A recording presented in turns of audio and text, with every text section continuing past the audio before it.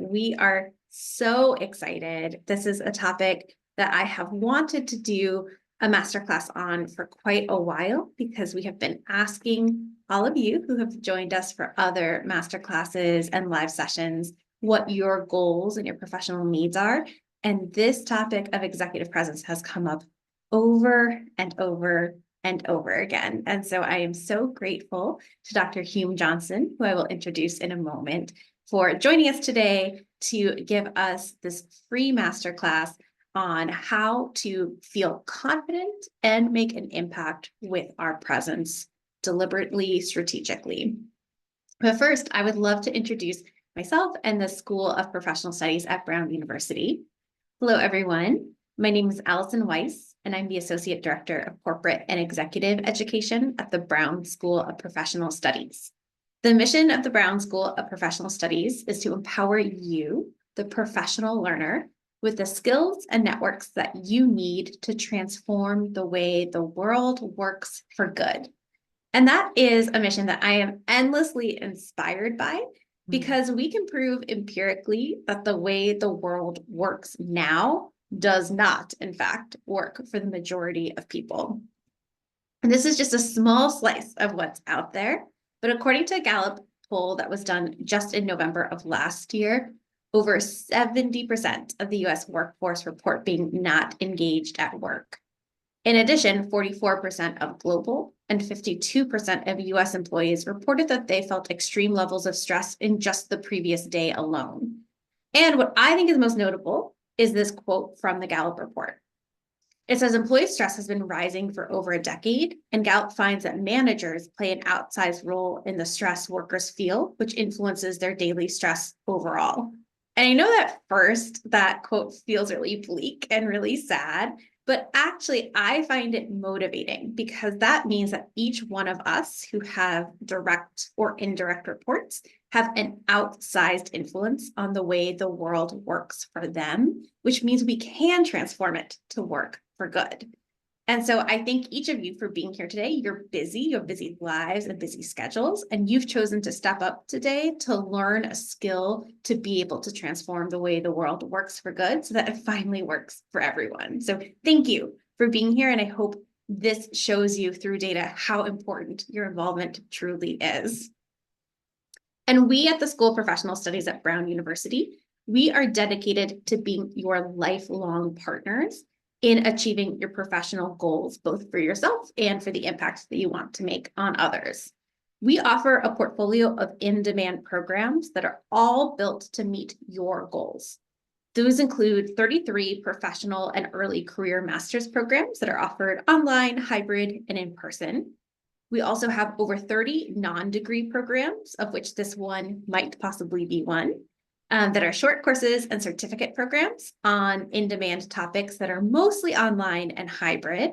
And then lastly, we are able to customize anything that you see here today and some things you don't see here today for your organization. So if you have a leadership challenge or need that you would like support on, we want to be that support for you. And all of these are designed to support you at all stages in your career. So I hope that after today's masterclass, you continue to see us as your partner of choice.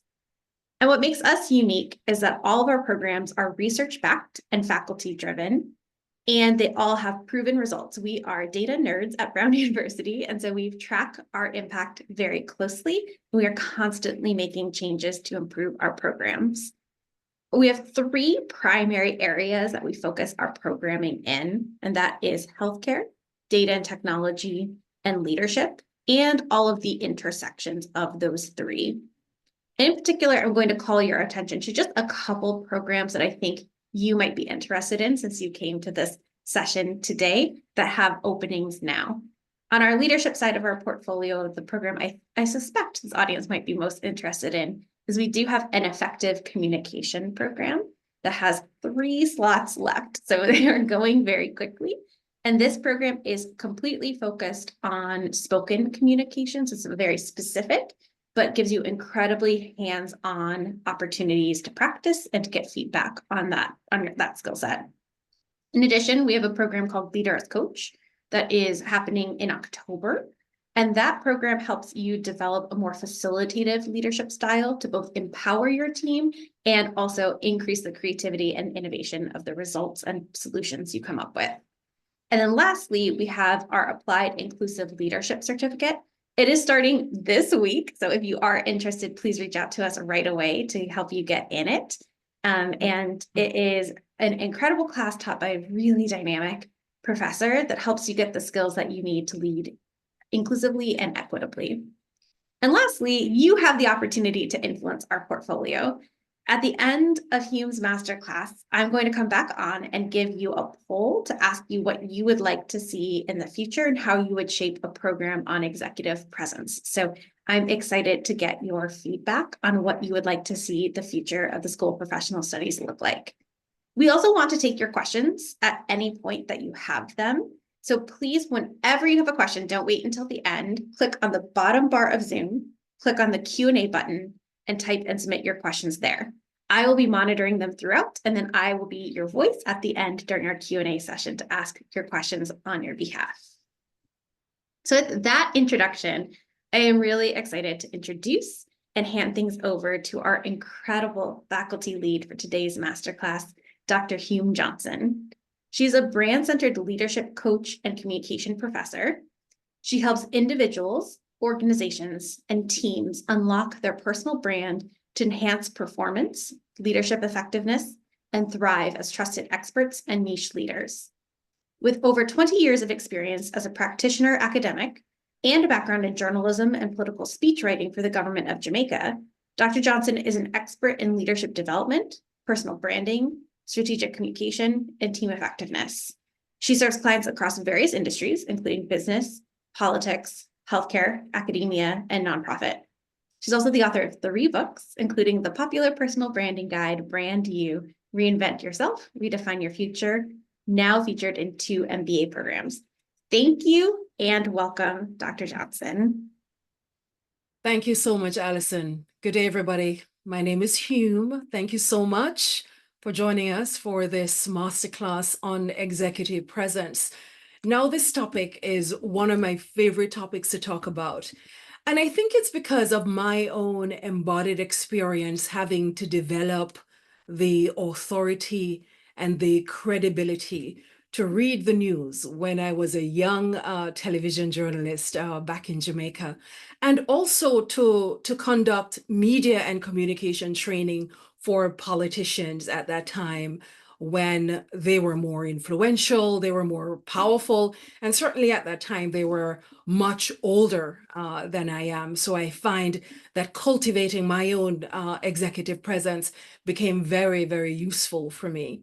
And I want to share a quick story with you before we get started. And it's about one of my early encounters with what I came to recognize as executive presence.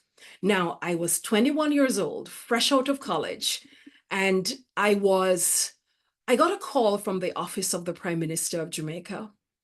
Now, I was very intimidated because PJ Patterson, the Honorable PJ Patterson, was very, very respected across the African diaspora and in the Caribbean. And I was a TV journalist at that time, and they were assembling a youth advisory council, and they wanted to recruit me on it. Now, I was bold, I was brash, I was opinionated, I was confident. And my mother would say I was overconfident, and I wasn't afraid to challenge politicians. And so, you know the expression, if you can't beat them, join them. I think that was why I was being recruited onto this council, but it was such a great opportunity at that time, I couldn't say no. But I was very, very intimidated by PJ Patterson. And I shouldn't have been, because he was a very reserved leader, very unassuming, very reticent, not a very assertive person. And so people thought he would be easily defeated by his political opponent, who was a more aggressive, more bold, more brash, a more aggressive leader. But PJ Patterson won 3 terms in power. And one day I was asked to meet him on my own, not among the group at this time, and this was years later. He wanted me to run for office. And I tell you something, if anxiety was a person, that was me. And I was sitting outside of his office, and as he walked by, flanked by his security, something happened. I was very captivated. And I observed something which I thought was really compelling. And as he walked by, what I saw in that moment was certainty. He had a kind of self-assuredness that says, I know who I am, and I know I'm not loud, I'm not aggressive, but I know what I bring to the table. And every single time I think about executive presence, I think about that moment, and I think about that leader. So to start us off, I really wanted to ask you guys a question. I want you to think about an emotion. What leader comes to mind when you think executive presence, and what emotion comes to mind? And I'm going to quickly share my screen with you. Let's go here, and I go to the current slide. All right, so here's the question I have for you.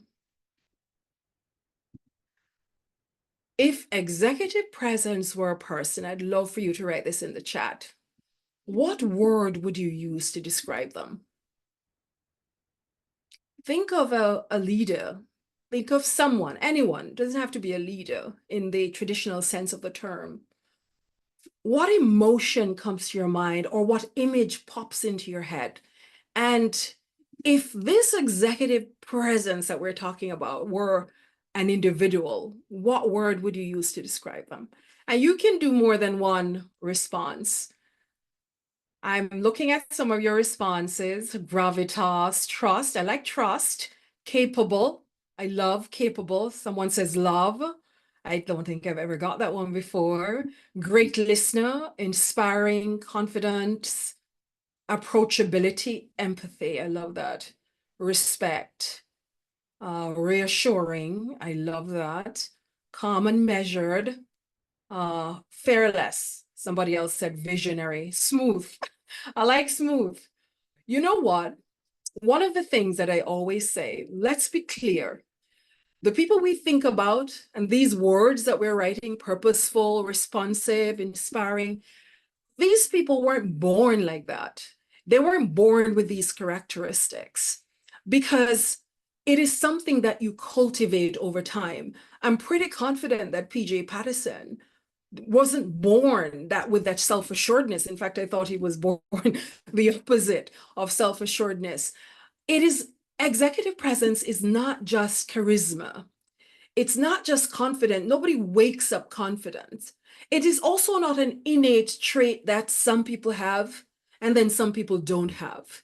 It is a skill, and it can be learned and it can be cultivated. In fact, from my experience, everybody has some aspect of executive presence already. You just need to unlock it.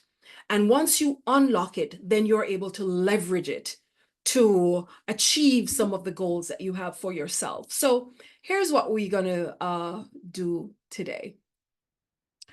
We're going to talk about what exactly is executive presence and why it matters, so we can leave with a full understanding of it. And one of the things I want you guys to do as we go through this lesson together is assess your own executive presence, because it tends to be a very, very personal thing.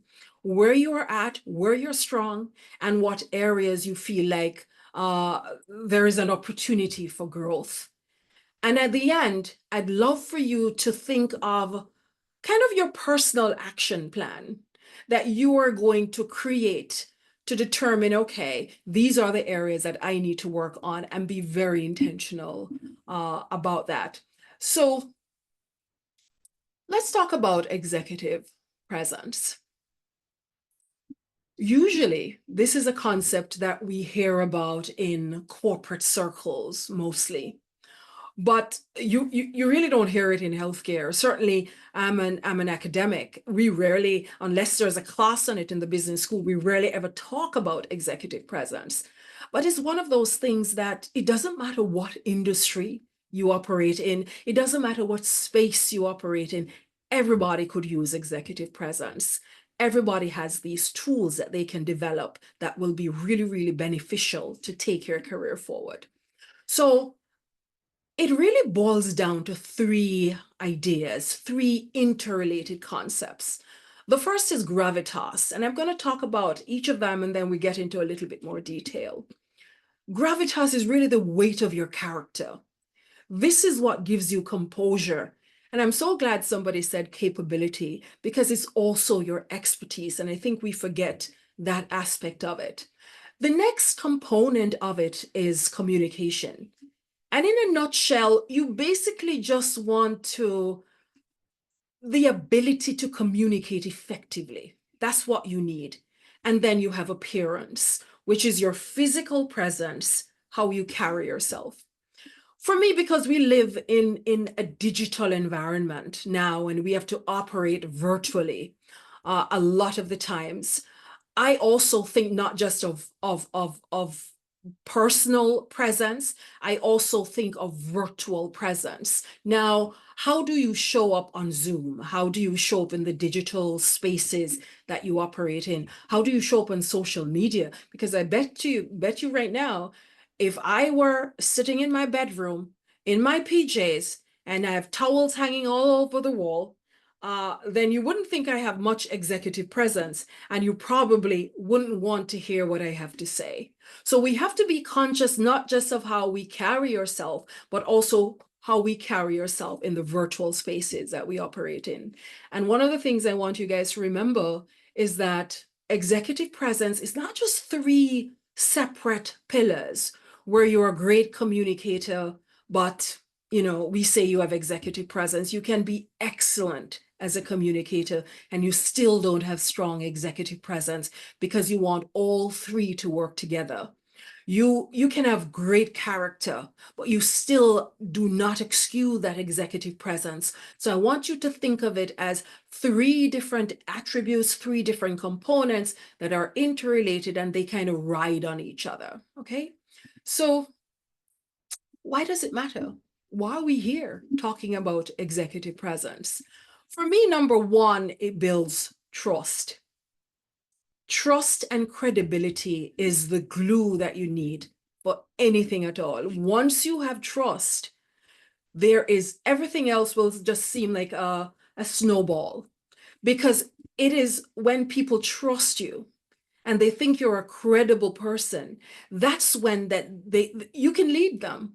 They will follow you because they recognize that you will be able to navigate challenging situations. And they are willing, even if they don't agree with you, and sometimes they don't, then they will trust your ideas and they will trust your leadership. That trust also helps you to be an excellent communicator.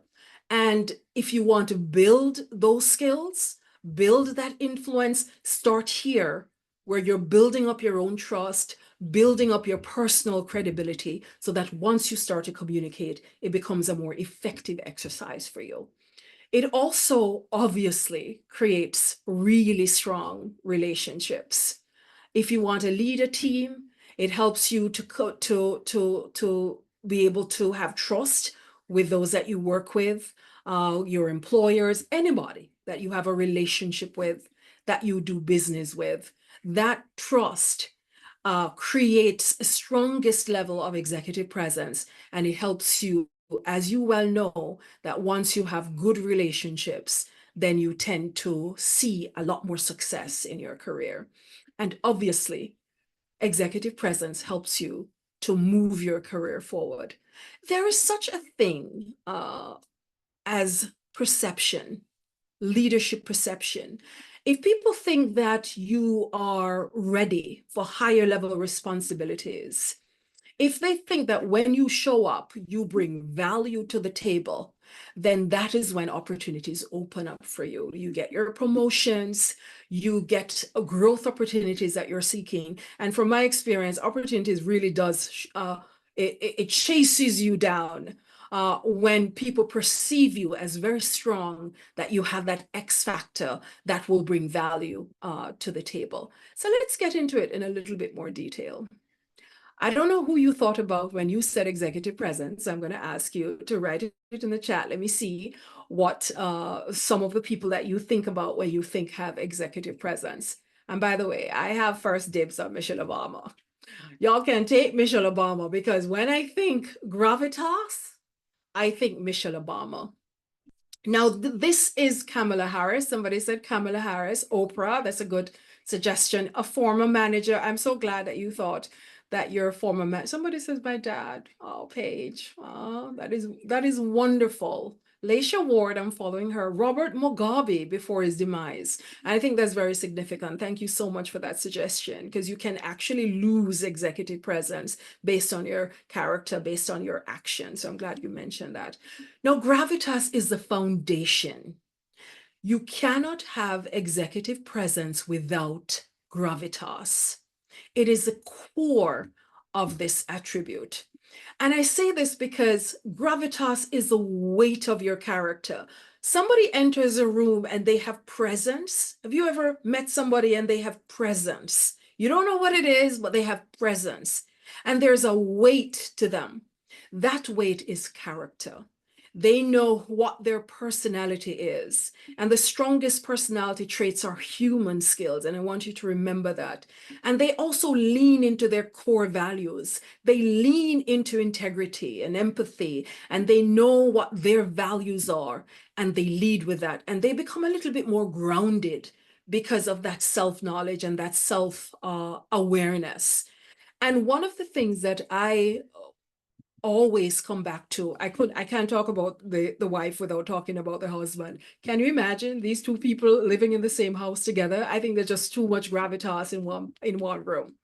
So when we talk about gravitas, we're really talking about a dignity. For me, it's a seriousness of purpose. It doesn't mean they don't take themselves, they take themselves so seriously. It means that they mean business. When they come into the room, they have weight, they have strong character, and this kind of credibility gives them confidence.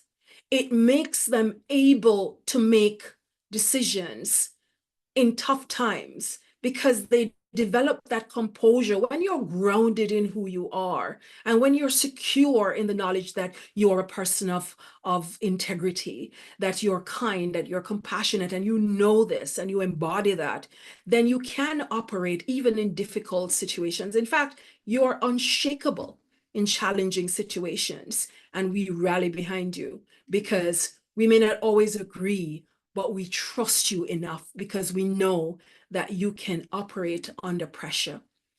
And sometimes people think that gravitas is just this character. And once you're a great person, then you're naturally having executive presence. No, you have to have something to premise it on.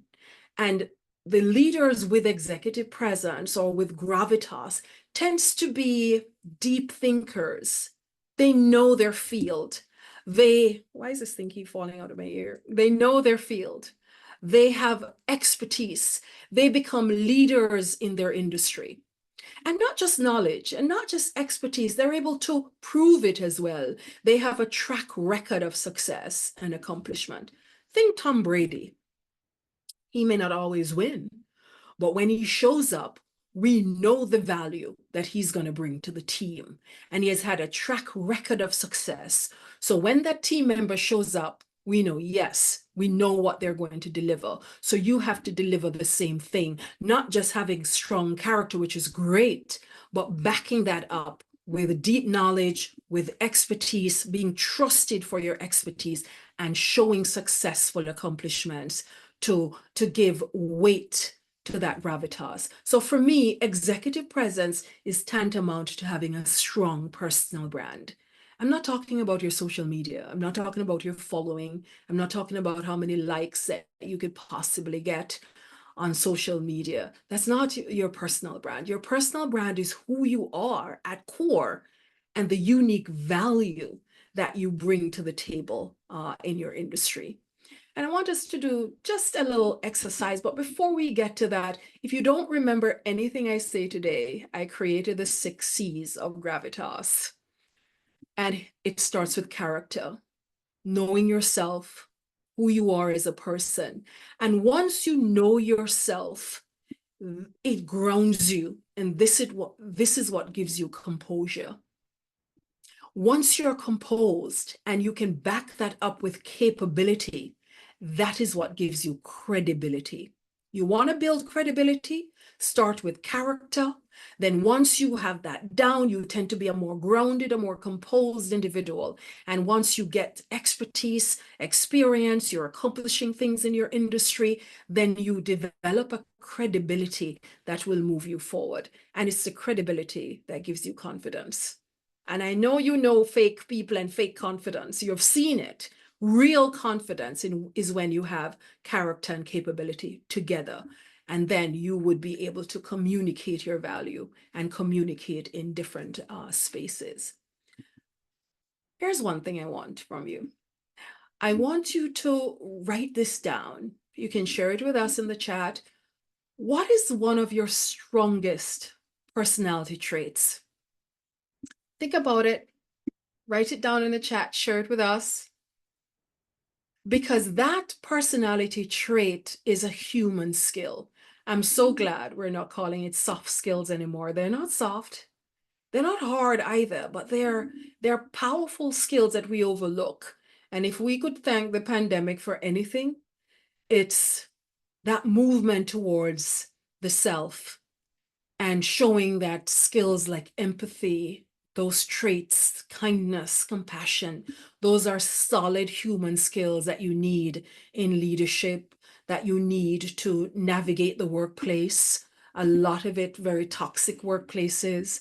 And you can use your human skills to navigate conflict, to it's so important to have that because you get along harmoniously with your colleagues when you are aware of what your human skills, and especially when you can leverage those human skills. People are saying trustworthiness, curiosity, candor, and compassion. Here's what I want you to do as you move out of this class. Think about how you can draw on, deliberately and intentionally draw on your thoughtfulness, draw on your curiosity, draw on your kindness to navigate workplace situations. Think of a conflict. Think of any workplace situation that you're dealing with. How can you draw on your intelligence, your determination? One client said to me, her value is joy. And I was like, wow. So the next thing I'm moving on to is, what is your core value? Know it, embody it. Can you write in the chat for me? What is your core value? And when I say core value, I mean the principles that you live by. What do you stand for? Because remember, people can't see inside of us. So the manifestation of our values tend to come from what they see us do in our day-to-day actions. But I want you guys to be so aware of your core values and draw on it. Now, my mother, I tell my mother that I believe in family. She said, no, you don't. You wouldn't move to Australia if you believed in family. But I had to at that time. But we make our fundamental decisions based on our values, whether we're consciously aware of it or not. And it's important when you are developing in your career to make your decisions based on your values. Sometimes we lean into our organizational values, but there comes a time when sometimes you're working on a project and your values don't align with the project's values. You may be working at an organization that no longer aligns with your values, and that disconnect will cause you to take stock. And you have to make a decision whether you can work or find a way to work on values that you can connect on. So somebody said authentic. I love that because your human skills and your core values together become your authentic self. And the leaders with executive presence tend to figure this thing out. They clarify these values and they also lean into them to navigate their workplace, professional and personal situations. So if you're a committed person, I had one client who said she was committed And I said, explain, how do you leverage that? And she said she would tell her clients that I will fly from Tampa Bay to Detroit in person, and I'll give you the same commitment at 8 a.m. as I will give you at 10 p.m. And I thought it was a really solid example of how she will use her core values to push her business forward. So let's move on to communication. For me, communication is the bridge. I say a bridge. I hate bridges, by the way. I am so scared of bridges. I don't know what it is, but I get really nervous when I'm crossing a bridge, but we have to, right? We have to get to the other side. It's a bridge because you can have all the gravitas in the world. If you can't communicate, it's not as useful because it's communication that's the bridge that you are able to use your gravitas to get a problem solved and to relate with a team to move a project forward. It spans differences. Communication fosters understanding. You need communication to facilitate action in every single arena. You need it to resolve conflicts. There is no way that you can exude executive presence without having this aspect of it. And obviously, communication is a big place. So we're going to talk verbal and nonverbal, even though they work together. And I want to show you a photo and I want to ask you a question. Somebody mentioned Oprah before, and we know she is the god of communication. What are you seeing in this photograph? We're in a nonverbal communication here. Can you write in the chat for me and tell me what are the elements of nonverbal communication that you are witnessing here? Somebody says listening intensely, yes. Engagement, confidence, active listening posture, leaning in.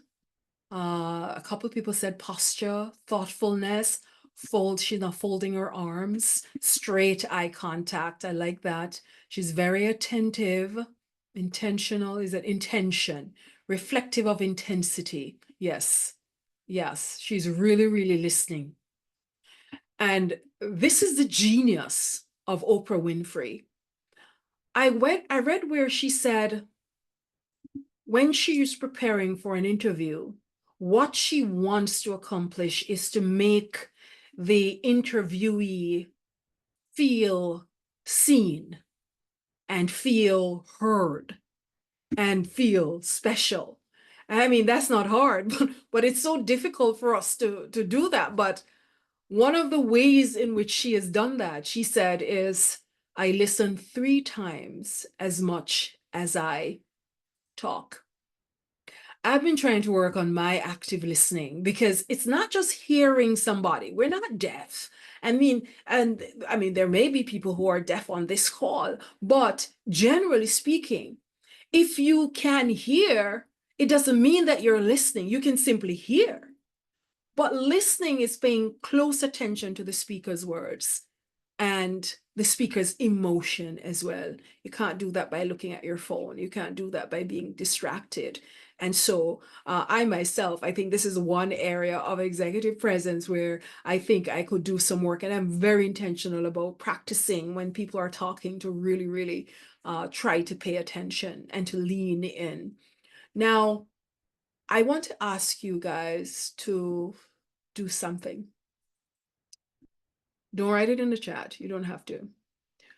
What do you think is your biggest communication challenge? The reason I say you don't have to write it in the chat is it is so personal, communication challenges, because from my experience coaching for the last 25 years, say somebody comes in with a stutter. It may be the result of trauma, maybe something negative experience. It may be something people said. I had one client, brilliant lawyer who works for the United Nations in the Congo.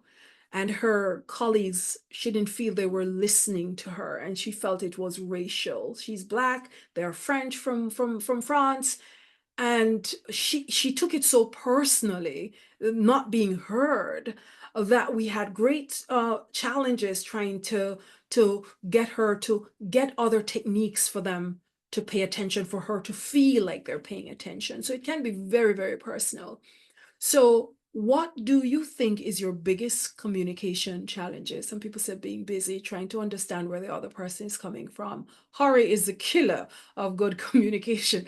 I actually like that. When I'm in a hurry, I shortcut relational connection. That is so very true. Uh, Trying to understand, paying attention, staying engaged. I have to admit this. I have to admit this. Just recently, my partner said to me, every time I'm talking to you, you're on the phone. I was so embarrassed. So as soon as he shows up, I put my phone away, or I put it on silent, because I wasn't aware that I wasn't paying attention, getting distracted. So I just want you to be aware of what those challenges are. And if you're honest about where you can create more effective communication habits, I mean, communication is so big that you can decide you're going to do a whole series of training in communication, and I would encourage that. But I think it's important for your day-to-day jobs to think of the areas that you can work on. Where am I weak, and how can I be more intentional of getting to cultivate stronger communication habits? I'll just put it like that. All right. There are a couple of things I want to talk about in the time that we have left. And I want to separate verbal from nonverbal, and this for a particular reason. When we say verbal communication, we want you to speak with clarity. You want to execute executive presence?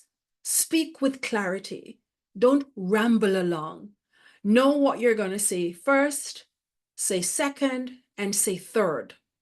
Practice on your kids, practice on your colleagues, practice on your partners. It doesn't matter. Practice anything you're conveying.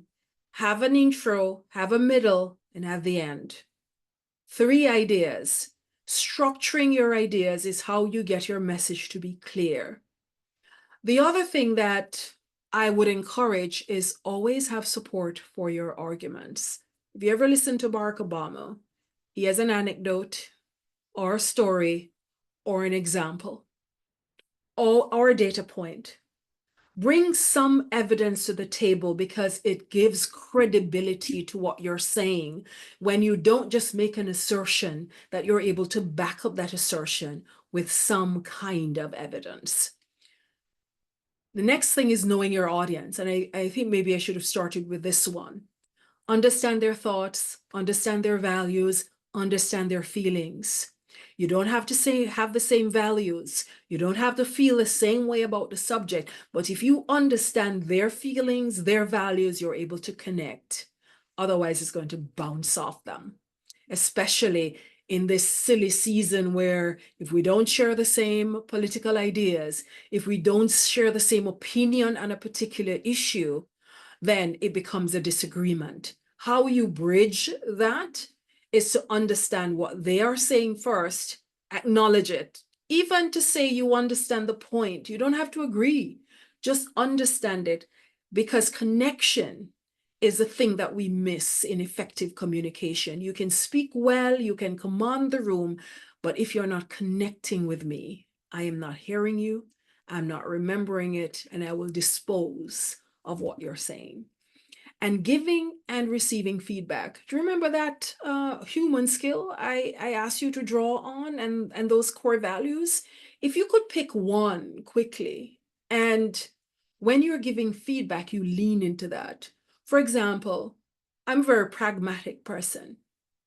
So if I'm giving feedback, obviously I'm going to uphold your integrity, but I'm going to be really practical, and I'm telling you what it is. And obviously, if I'm an empathetic person, I'm leaning more into that because I want to come across who I am. I don't want to lose sight of the fact that I'm an empathetic person.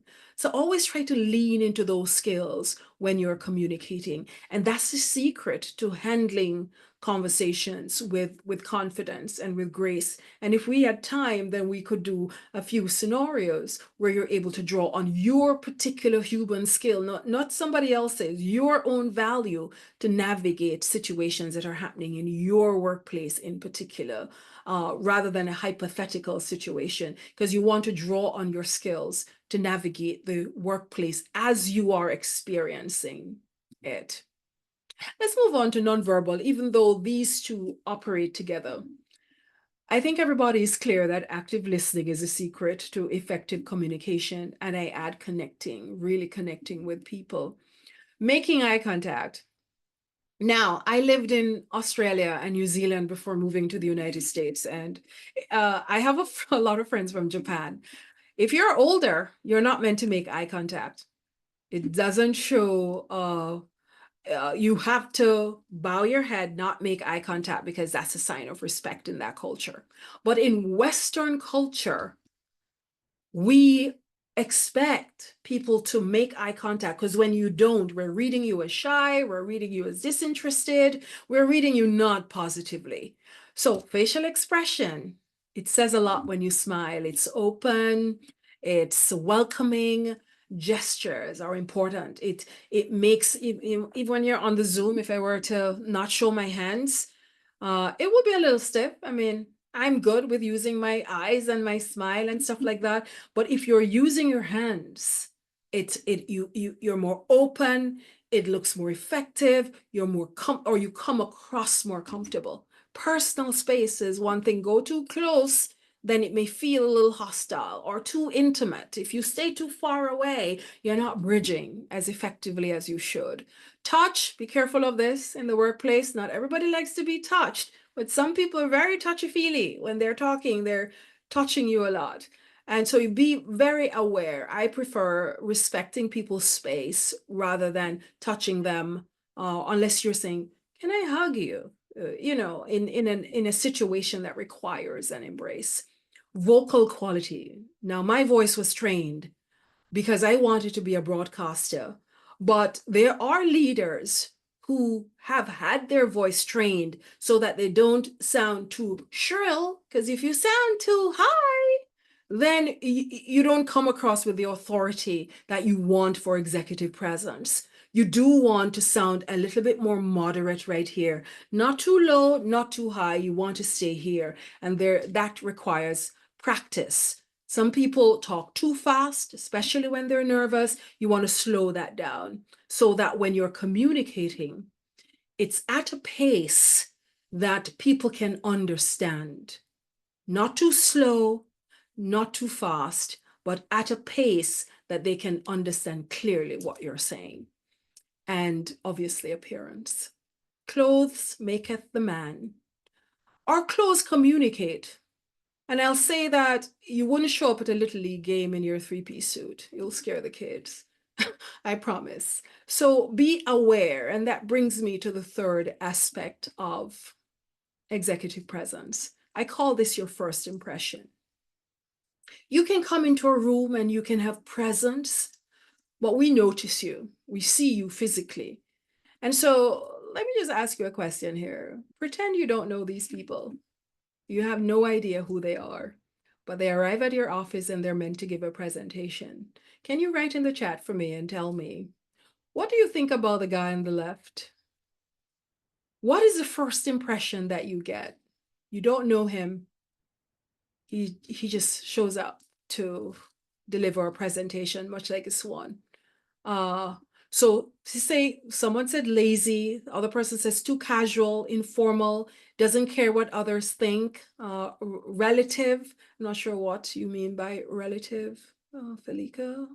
Casual, people are saying casual. What do you think about the woman on the right? You don't know who she is. What is your first impression? Doesn't take himself seriously. Kathy says, I don't get any of those. What do you get? Tell me what you get, Kathy. For the woman, people are saying professional, business, crisp, professional. Personally, I would attribute less importance to his message. Okay. I find her confident, stylish, friendly. The man on the left actually has a lot of information. He seems informed. The woman on the right has presence. All right. Now for me, Steve Jobs. So we know who he is. His genius is his executive presence.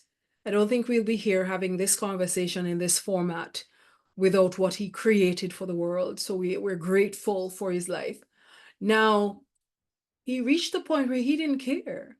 His clothes was not important. Nothing is wrong with a black shirt and a jeans. That's a nice, clean look. The sneakers could be a little bit new, and I would add a belt. And I'm into personal branding, so I would add a belt to this look. And for women, and I think Black women in particular, and women generally, we tend to be judged very harshly, more harshly than men. Men get away with wearing whatever they feel like. Women, not so much, unfortunately. And so for me, I want you to understand, and industry matters. I get you totally.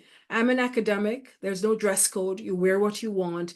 But because I'm teaching communication and public relations, I want my students to give a first impression. So I tend to wear certain things. But if I'm going to talk to teenagers at a high school, I will dress down a little bit because I don't want to seem overly executive. So the situation matters a lot. So let me just say a few things about clothes, because I believe that everybody has to understand their own aesthetic. What is your personal brand, and how do you convey your personal brand through your dress? For a lot of people, it's cultural. It's religious. They wear their religious garment, or the garment of their culture, or the garment of their ethnic group. It doesn't matter so much. As long as you dress professionally, I would say clean, a polished look, and make sure it's appropriate for the occasion. It should be industry dependent, but also situation dependent. And I'm going to bring in some nonverbal stuff here. I also believe that it doesn't matter what you wear. If you show up and you have good posture, you're smiling, you're making good eye contact, you're projecting energy, you have enthusiasm in your body language, then your clothes is secondary. But generally speaking, I would say dress for the occasion, be clean, be polished no matter what you're wearing. It's easier if you're dressed up to dress down. For the gentleman, you can take off your jacket, roll up your shirt. Easy to do that. For women, you can take off your high heels, and it's easier to pull down than it is when you're underdressed to try to level up in that space. And that's where I will end that aspect of it. There are ways in which, if you cultivate all of those areas, your gravitas, who you are as a person, your unique value and your core values and your personality, and ground yourself in that, and your communication skills and your appearance, you will find that you can only go upwards in your career. It's a tool that people underestimate. It's not talked about a lot. It's not studied a lot, but I'm so glad so many of you are here trying to learn more about it and how you can develop your own executive presence. I want you to do something for me. So now that you have the three areas, gravitas, which is more your character, your composure, and your expertise, communication, big place, verbal, nonverbal communication, connecting, and appearance. How do you rate yourself generally? On a scale of 1 to 5, 1, I need significant improvement, be honest now, and 5, I'm exceptional. So people are leaning into 4, 3. So a few people say we're in the middle. We're in the middle, and that's really honest. Somebody actually says 1, significant improvement. That is super honest. I appreciate that. 4, a lot of people say, nobody says 5. In-person 5. Somebody says in-person 5 and online 3. The online space is a bit difficult though. I remember teaching online, we all remember it, don't we? And you have to do a little bit more. Ooh, you have to come out of yourself a little bit more for the online environment. 5 on appearance, but closer to 2 on speaking with confidence. And I like that honesty. Here's what I want you to do with it. As we leave, I know you're going to crush it too. As you leave, I want you to create a personal action plan. And here's what I want you to put on it. Overall strengths in terms of the areas where you know you're absolutely confident. Like some people said, clothing, I'm number 5. I show up, I'm crisp, I'm clean, I'm ready for Vogue, and I'm effective. And what are the areas where you feel like you could need a little growth? I need a little tweaking here. And you want to be honest about those things and be very specific when you're writing down your plan. And then outline at least 3 steps, 3 specific steps that you can take. It may be attending a class of this nature, a workshop. It may be getting a mentor or something. I know my mother spent so much money for my voice to be trained, and I'm so grateful to her. Poor woman in rural Jamaica didn't know what I was talking about, but I insisted that I needed to get my voice trained because I saw my future ahead of me and it required communication. If you see your goals ahead of you and it requires you to be an effective communicator, what actions are you going to take to make sure that you're leveling up in the areas that you feel need the most improvement? And I know you're going to crush it. See, crush it. And I'm happy to take some questions, and Alison, my colleague, will facilitate this section. Thank you guys so much. You've been great. Thank you so much. I absolutely loved this session. I learned so much, and I also think it's incredible the way that in such a short period of time, you were able to give all of our attendees really specific tools and practices. So really like incredibly impactful. So first, actually, I have some questions for our audience. So I am launching a poll now. You should be able to see it on your screen now. A big takeaway that we like to get from these masterclasses is a sense for whether you would like to see more from us in this area. We are always growing and always offering new programs. So our first question, this is a 4-question poll. Our first question for you is, what is or are your top goal or goals for refining your executive presence? What do you want to get out of this? Why are you here? And the choices are advance in your current job, increase effectiveness in your current role, change careers or roles, or establish a public presence in your industry, something like conferences, LinkedIn, kind of an influencer role. Question 2 is, which of the following skills are you most interested in learning through a course on executive presence? You can check all that apply. Identifying your unique value proposition, communicating with confidence and decisiveness, commanding a room, implementing effective communication skills, setting your goals and objectives, adapting to distinct audiences, or curating a professional appearance. Question number 3 is, which of the following course titles is most compelling to you if we were to launch this as a course? The choices are executive presence, communicate with confidence, presence with power, cultivating your executive presence, leading with influence, unleashing your executive presence, and the executive edge, mastering presence and influence. And then last and most importantly is, now that you've helped us name it and create the content for it, how likely would you be to actually enroll in this program? We're envisioning a 6-week course that would be mostly asynchronous, so mostly on your own time. And the price point is going to be about $2,800. And our answer choices are from very likely to very unlikely. And so I'm going to keep this poll open. We take your answers incredibly seriously. And we only have time for a couple of questions, but we will get to them. So once again, if you have a question, click on the bottom bar of Zoom, click on Q&A, and type and submit your questions there. And Hume, our first question for you is, how does humility fit into gravitas? You know, that's a very, very good question.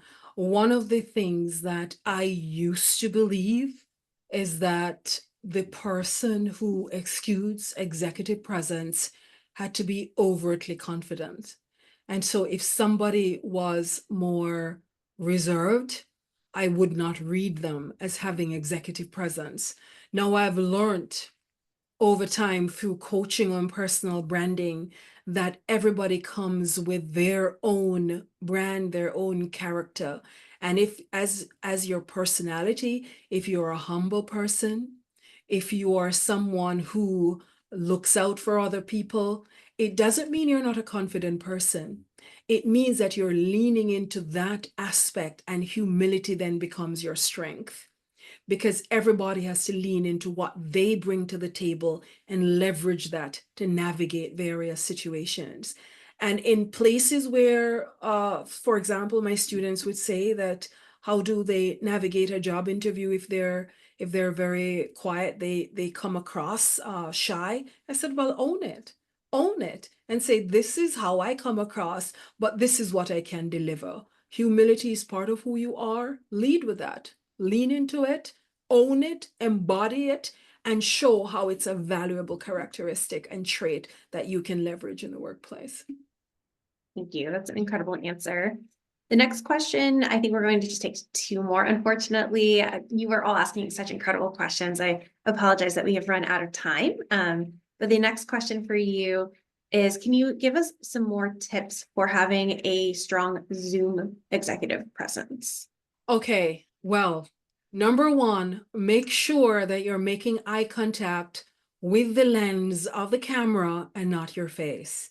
If I was looking down at my face right now, okay, really nice makeup, but here is where my audience is. So I literally have my computer up on a box because my audience is right over there, where the little green what is it, that lens of the camera is right in front of me. So even if Allison is talking to me and she's over there on her little screen, I am glancing up here because I know that's where her face is. That's one thing.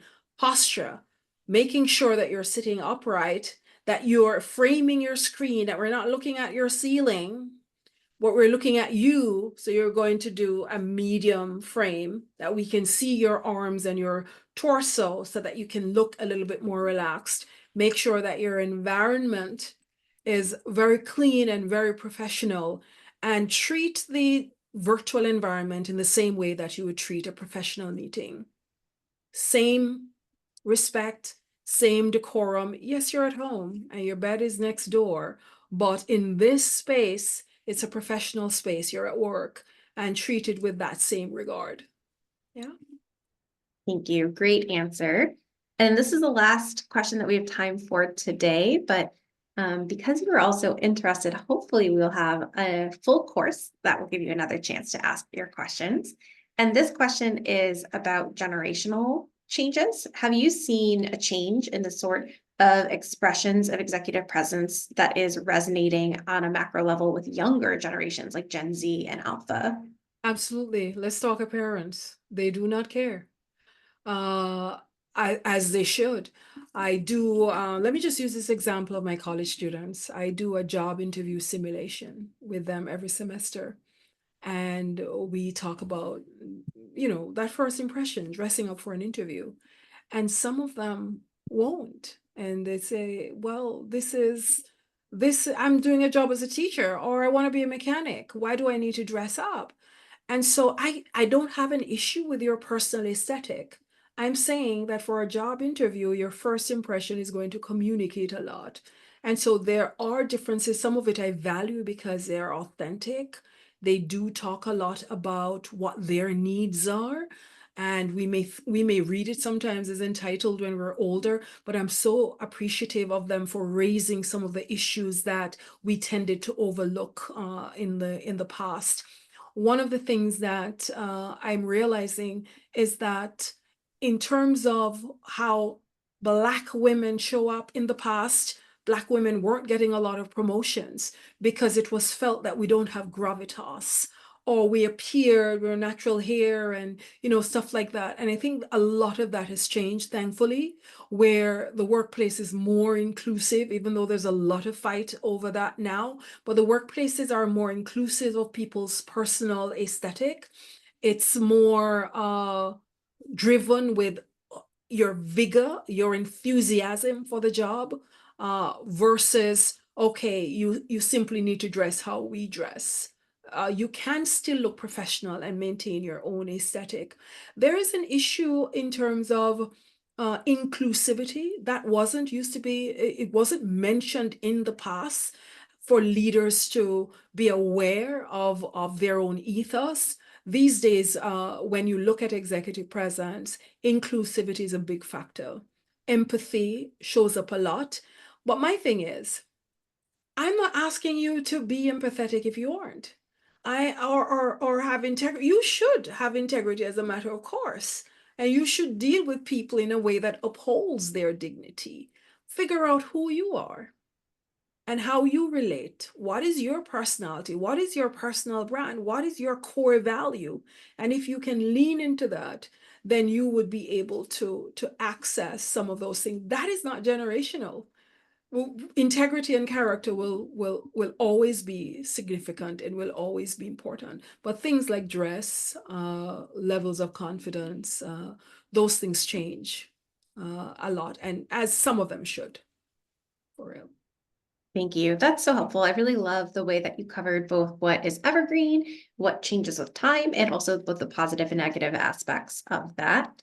Thank you so much. This was absolutely incredible. And I think we can see from the thoughtful questions and the enthusiastic participation in the chat that this really resonated with everyone.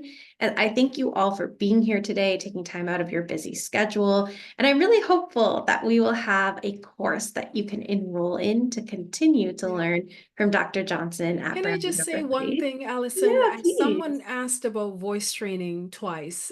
You can reach Mm. out to me to discuss that, Mhm. but voice training is really about developing the instrument and making sure that, because I can talk like this and then I can talk like this because I am using more breath and it going through my diaphragm, and it's a very intense process, not just speech. That was voice, because I needed that sound to be more authoritative and change my cadence, my tone.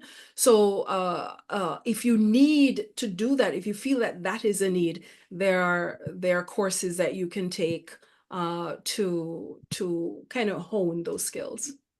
Sorry, Allison, go ahead. I just felt I didn't want that person to feel ignored. No, thank you. I appreciate that. I think that's a great tip. And I hope everyone does leave feeling empowered and feeling more embodied in your voice, whether that is through vocal training or through Exactly. feeling more clear about gravitas, appearance, and message. So thank you. This was incredibly helpful, incredibly tangible. And we hope we get to see you all in our classroom again, either for a future masterclass, or hopefully we will have an executive presence full course for you.